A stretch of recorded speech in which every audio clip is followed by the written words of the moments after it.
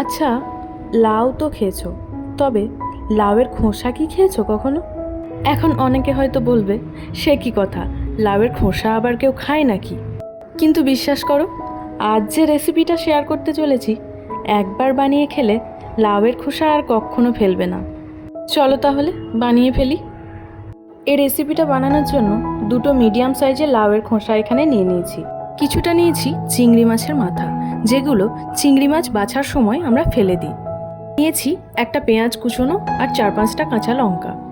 আর নিয়েছি 1 কোয়া রসুন। সর্ষের তেল নিয়েছি 2 টেবিল চামচ মতো।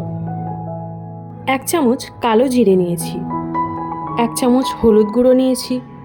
আর নিয়েছি পরিমাণ মতো লবণ। সব উপকরণগুলো কিন্তু আমার নেওয়া হয়ে গেছে।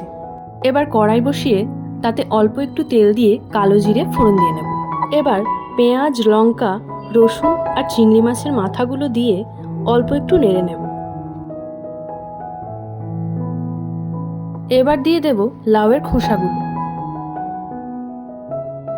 লবণ আর হলুদ গুঁড়ো দিয়ে নাড়তে থাকবো যতক্ষণ না এটা ভাজা ভাজা হয়ে আসছে।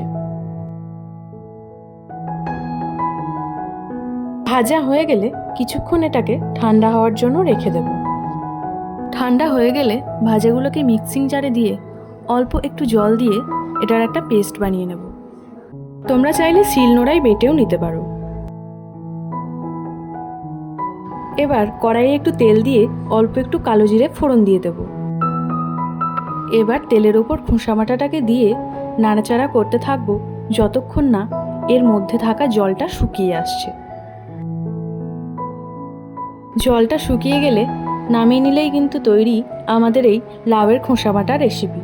তোমরা কিন্তু এটা চিংড়ি মাছের মাথা বা চিংড়ি মাছ ছাড়াও করতে পারবে।